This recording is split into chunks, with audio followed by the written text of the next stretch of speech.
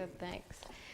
First, I want to thank Pastor Mike and Celeste and Sandra Kelly, who I found out are the reasons why I'm here. I've started going to a couple of churches to speak, and I can tell you so far there's not been a church anywhere that's welcomed me the way yours have. So thank you so much. I really enjoy being here. I also went on your website a little bit, and I was looking at this ripple effect theory that you were talking about on the front, and I love that idea. That there's a ripple effect created, that each one of us can be a blessing in a small way, and that, goes out in ways we can't see. And that's really what we're going to talk about today. It's a lot of what the stories in my book are about how one small thing kind of changed everything else. And so we're going to talk about this idea of listening to your life and listening to grace. And hopefully, eventually, trusting that whisper that you hear, that it's that small voice that's telling you to do something, even if it sounds crazy, to go ahead and trust it and see what happens. And I can tell you that's why I wrote the book, is because it started with one whisper that turned into another, and none of it would have happened if I hadn't started listening to that first one. So I hope in hearing my story today that it gives you some courage and faith to start listening to your own whispers and what may be calling you. And I'd love to say that all of that started with some great intentional spiritual quest that I was looking for this in my life. But I'll have to be honest and say it was much more accidental. And honestly, it started as an effort to avoid church. I'm going to show you here. So these are my 4 girls. I have 4 daughters, including a set of twins. And back in 1995, when I was trying to get all these girls ready for church, we didn't have an informal. I never could have brought my girls in their jeans and tennis shoes. I was always having to put them in tights and dresses and bows in their hair, and it was maddening and exhausting. And by the time, Sunday morning came and I was throwing them in the minivan, I don't know about Pastor Mike's sermons, but the sermons there was nothing that was saving me from all of that exhaustion and angst in the morning. So when I was reading the church bulletin, and it said that they were looking for volunteers for the soup kitchen, I thought, great. Sunday morning, I can put my girls into jeans and tennis shoes. We can do good. We don't have to look good. And this is going to be great for me. So that's how we ended up down at the Urban Ministry Center in Charlotte, North Carolina. I don't know if anyone here has ever worked in a soup kitchen, but this is what the Urban Ministry Center looks like.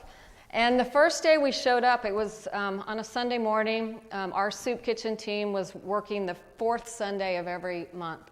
And it was surprising to see almost 300 people waiting in the parking lot.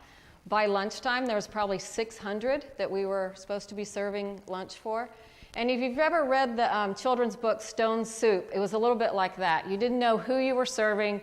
We just showed up, and you looked in the refrigerator, and you dragged out everything that had been donated that week, and we made hundreds of sandwiches and served it out. And it was a little crazy the first time, but you got into a rhythm of it.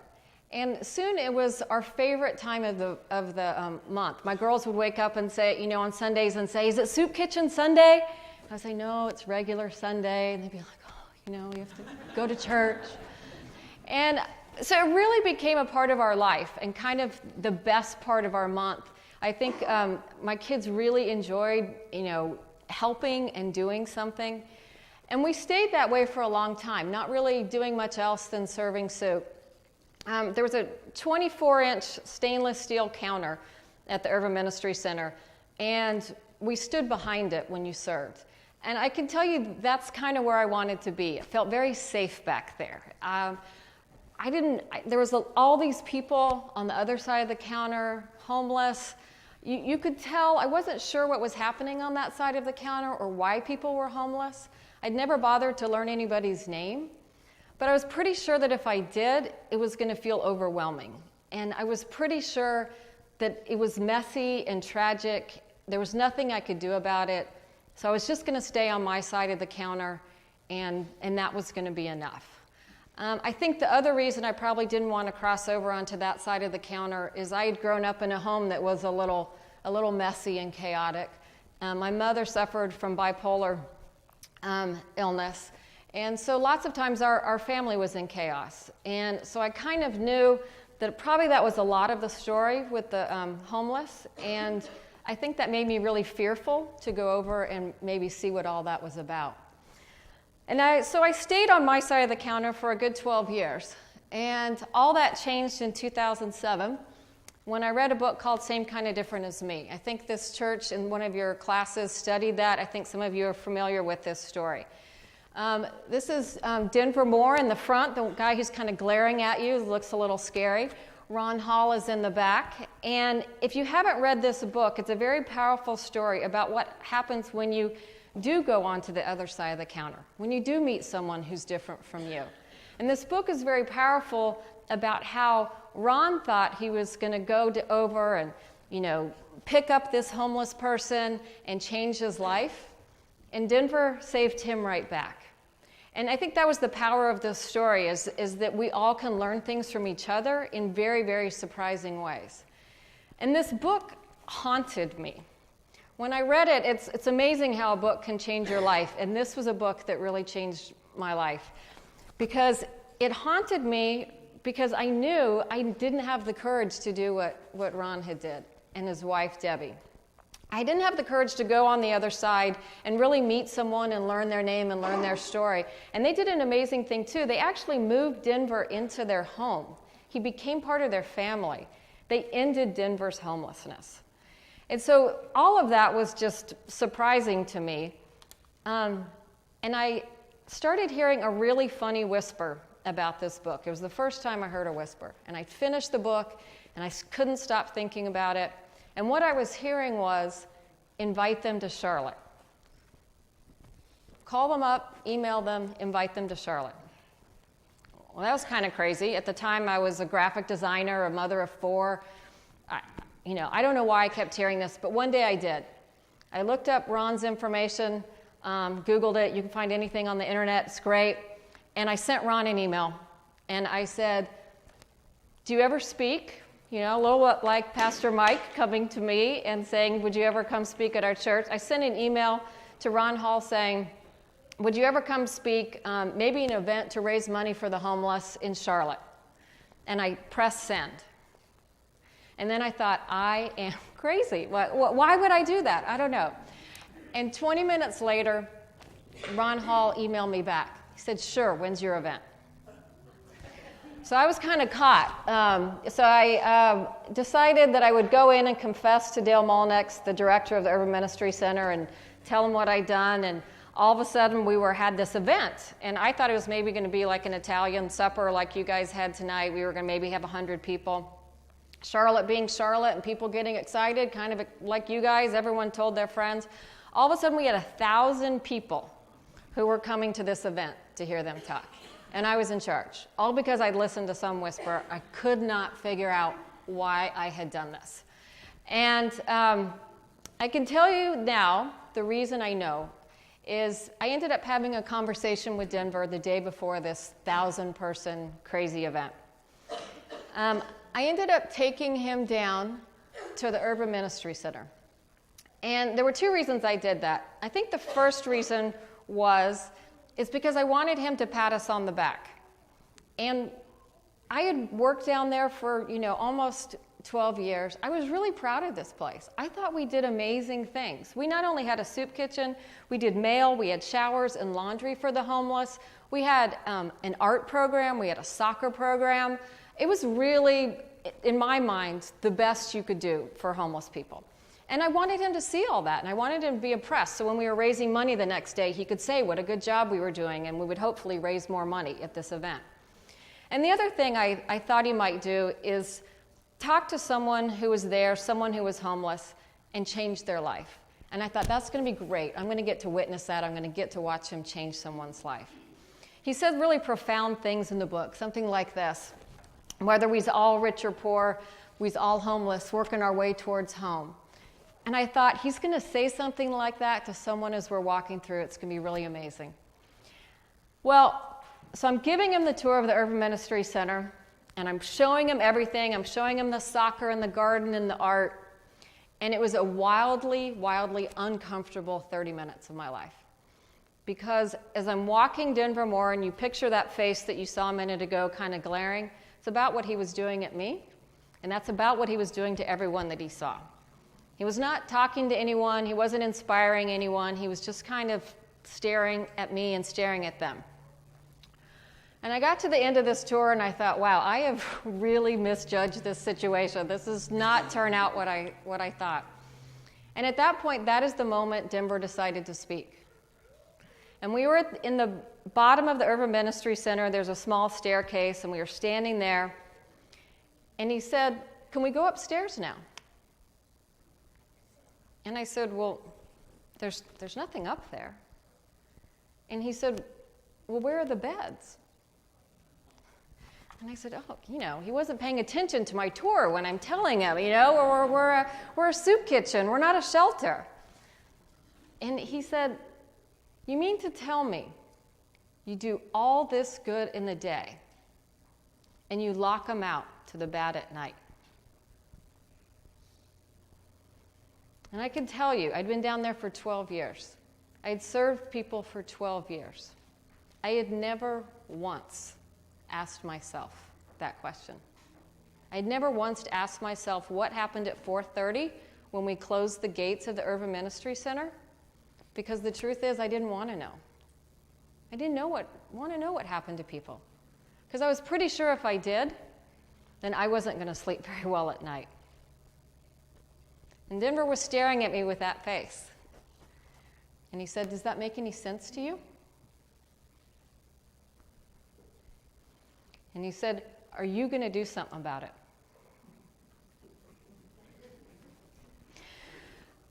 So I can tell you, I was really hoping that someone on staff for the Urban Ministry Center was there, that I could get them and that Denver could talk to them and he could tell them whatever it was he wanted to tell them about building beds, because it was not my problem and it was not my fault. But that's not what happened. I told him yes. I told him the only thing that I could do. Yes, I'm going to do something about it. And at the time, I had no idea what that meant. I didn't know what building beds meant. I didn't even know how many homeless people there were in Charlotte. It had never been my problem. It had never been something I'd looked into. But what happened is I started hearing that other whisper. Do something about it. So what I did, finally, is in 2 months later, I didn't sleep very well for about 2 months. I quit my job. Luckily, I have a very patient husband who did not call me crazy. We tried to do something about this. And we decided that we didn't have to invent a wheel. There was probably a great wheel out there. So we investigated some other cities, and we found out what they were doing, and we thought we'd start a pilot program. And that pilot program would be called Homeless to Homes. And we would try for the first time in Charlotte to do what needed to be done. And that is to give a homeless person a home, so that they no longer had to sleep under a bridge or in a car or under a bench, that we would actually end someone's homelessness. And I talk a lot in the book about those stories and how that happened. My first day of work, I was full of ideas and energy, and I thought it was going to be easier than it was. But finally, after 6 months, we found one landlord who would give us 4 apartments and would allow us to house 4 people directly from street to home. And so on May 17th, 2008, that's what happened. We had one gentleman who'd been living in the shelter for 7 years, another gentleman who'd been living in a barn. We had one gentleman who had completed a 28-day drug program, and he was going to be released onto the streets even after all that work because he had nowhere to go. And a woman named Helen. If you've read the book, I had to call her Ruth, but I'll call her name here now. It's Helen. Helen's about 5 feet tall. And she'd been living for the past several years. She'd been homeless almost 20 years. And she'd been living under a car for the last couple of years. And we moved him into this generous man's apartments. He was kind of a fairy godfather for us. And it was an amazing day. And everyone was so excited that we'd done something. We had finally ended 4 people's homelessness. And I went home that night, and I didn't sleep at all. because I started thinking, oh my gosh, what have we done? What if there's a giant party at these apartments that don't even belong to us? What if there's a giant homeless party going on and everyone's drinking beer and talking about those crazy do-gooders who gave them a home, or someone set something on fire and it was awful. But that's not what happened. Monday morning I went into work, and Helen, who kind of looks like Denver's, kind of surly, she's not usually very happy, she comes running up to me and gives me a hug. And that was surprising in itself. And I said, Helen, how was your first night? How was your first night's sleep? And she said, did you see yesterday? Did you see how it rained? I was like, yeah. She said, and I didn't get wet. And I could tell you that was so eye-opening for those of us who'd worried and waited and weren't sure what we could do for homeless people, the people that we were trying to help. And what we realized was that's how high the bar was. People weren't asking us to solve their problems right away. They weren't asking us to do miracles. They kind of just needed us to help them stay dry. And I can tell you over that summer of 2008, we ended up housing 13 more people directly from street to home. All of them who'd been homeless at least 5 years, some of them, like Helen, as long as 20. And what we found out was amazing things happen when you give someone exactly what they need, and that is a home and some hope. Because suddenly people that we thought were hopeless were with a good night's sleep and with medicine, and some seeing the dentist for the first time in their lives, and finally getting mental health medicines, and they were drinking less, were asking for things like, I never completed high school. I'd really like help getting my GED. And it was transformative, not only for the people that we housed, but for us, for those of us who'd been working at the Urban Ministry Center, to realize that we were onto something. And this was like finding a cure for cancer. We had found the cure for the cancer of homelessness, and why were we just going to give it to 13 people? Why don't we give it to everyone? And so that's when the third really, really, really crazy whisper started, and that was to build a building. How many good landlords could we find that were going to offer to let us use their apartments? What we needed was our own building and our own place, that we could choose who should move in, and we could take the most vulnerable and those most likely to die on the streets and give them a home and move them inside. And this was this great pie-in-the-sky idea in the summer of 2008, and we decided to go for it. And we gathered people on the team, and we tell some of those stories in the book. And we launched with all this optimism and all this hope, and realized we had run smack into October of 2008. So I don't know if many of you remember, or I don't know what happened in Hickory of 2008, but in Charlotte, it was a financial crisis. And all of a sudden, everybody was losing something. People were losing jobs and stocks, and could not have been a crazier time to say, hey, we're going to build this building, and we need millions of dollars to do it, and we need you to help us do it. It really was almost like a Don Quixote, crazy kind of venture. But the reason I wrote this book is because almost a miracle happened in my mind. And in my mind, I think if I was going to rewrite this book with a new title, I would say The Miracle of More Place. Because all of a sudden, it started to work. And people started coming to it. And they started to have this ripple effect of one person telling another person, have you heard about this idea? What can I do to help? And we had everything from kids who did lemonade stands for us and raised $125 to, I won't tell you the big surprise in the book of we did get, some $1 million big angels. But my favorite story in the book was this one.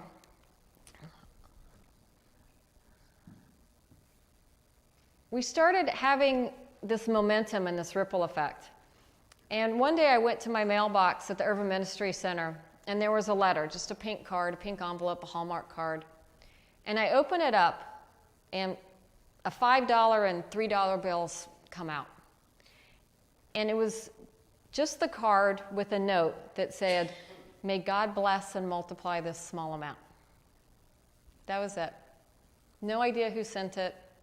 No idea why they sent it, how they heard about it. And it just gave us such hope. I took it into Dale, the executive director. I showed it around to the team. I was like, look, okay, not only do we have kids doing lemonade stands, we have someone sending us their last $8. How could we give up on this idea when we have people believing with us like this? And then 2 weeks later, another one. And 2 weeks after that, another one. Always the same thing, a little note. This is one of the notes that came in one of the cards. Sometimes $7, sometimes $9, but always kind of the same message of prayers and hope that they were praying for us. The person was praying and believing that we could do this. May God bless and multiply this small amount. And it was this ripple effect of being a blessing. And it wasn't much, but it mattered so much. And everyone was doing the same thing. So if you haven't read the book, I will give you a little spoiler alert. This is what happened. On January 29th, 2012, we opened More Place. It was Charlotte's first permanent supportive housing for the chronically homeless. We raised $10 million in a recession to build this building. $6 million that would build and construct it, and $4 million that would fund it going forward. And it came from 400 individuals, 60 houses of faith, 40 foundations, all believing that we could do this, all believing that we could do better than just serve soup to people who were homeless. I can tell you, those of us who were involved with it, it was just the most miraculous, amazing day. It took 5 years, and it really, I thought, the miracle stories, they were over. But opening the building was just part of the story, because it was just the building. And then the people started moving in, and the lives who were changed, and the stories that were told, and the way we put things together and realized who we were helping and the people that were transformed. And one of the best stories actually solved the mailbox angel mystery. In the middle, you'll see a man, his name's Dale. In the book, I call him Bill Halsey. But that is Dale the first day he moved into More Place. And Dale had a very unusual situation in Charlotte. He'd been homeless almost 8 years in Charlotte, and the shelters really didn't work for him. They're very chaotic in the shelter. So he had created his own way of coping with homelessness. He had dug a hole in the ground, an 8 by 8 foot hole. And Dale had lived in that hole in the ground for 7 years, until the day he moved into More Place. And he was always one of our favorites at the Urban Ministry Center. He wore this cowboy hat when he came in to get soup, and he was always so pleasant, and he looked people in the eye and said thank you. I had served Dale soup 1,000,000 times. What I didn't know about Dale is that he had a mom who loved him, who didn't know how to help him and didn't know how to find him in that hole in the ground. But she kept believing and she kept praying that someday somebody would help her son. And she kept believing that maybe she couldn't help her son, but she could send her $5, her $8. She could send her prayers, and she could hope that maybe someday it would help her son. And that's what happened. Our mailbox angel turned out to be Dale's mom. And her name is Frances. Frances kept believing and kept sending those cards to us even after More Place was built, not because she thought it was going to help her son, because it was going to help someone's son, someone's daughter. She wasn't sure her $5 would matter, but it was all she could do, and she could be a blessing in someone else's life. We've all felt that, right? We've all felt like, well, my $5 won't matter, my time won't matter. It doesn't matter if I send it or don't send it. But what if you did? What if you listened to that little whisper that told you, send the $5, make the phone call, volunteer for that little thing that they're asking for at church? What would happen if we all did that? What would be the ripple effects? What is whispering to you right now that maybe you're too busy to hear or you don't want to hear? What are you reading about in the paper that you say, someone should do something about that? And then ask yourself, maybe I should do something about that. We all have busy lives, but Lent is a really great time to take some time and think about your life and think about what it is, what you want to be listening to, what you want to be doing. It's a great time to reflect and think and repurpose what you want for your life and for this new year. Writer and theologian Enuma Okoro wrote this: "It's a season to ponder, to listen, to understand that prayer is as much about cultivating stillness and attentiveness as it is about offering words to God. This listening for God is difficult business. It requires a willingness to be patient and be still. The hard work of reflection and waiting is mingled with the gift of time and space to dream new dreams, to bathe in pools of hope, and to stretch the canvas of our imagination wide enough for God to paint God's own vision for our lives." I can tell you 10 years ago, this was not what I was painting for the canvas of my life. I didn't think I could do anything more for the homeless than give them some soup and a smile. I didn't think I could do anything that would change someone's life. I certainly didn't think I would be writing a book about it, and I never thought I'd be standing at Mount Pisgah Lutheran Church talking to you about it. But that's what happened. It started with that first yes, and another and another. It started with trusting that whisper and saying yes to this individual life, this invitational life, and it started with one little ripple that kept going and mixing with others' ripples to make something matter, to make something happen. I promise you that if you start listening, your life is talking to you as well. There was nothing special or chosen about me in 2007. I just couldn't finally stop saying I couldn't hear it. I promise that if you start listening, there's something that's imprinted on your heart that is your calling, that is what you are meant to do. I hope in this season and in this new year you can be still and you can listen for it. And when you do, I hope you will believe in trusting that whisper. Because God has envisioned something for your canvas that is far beyond anything you can imagine. Thank you.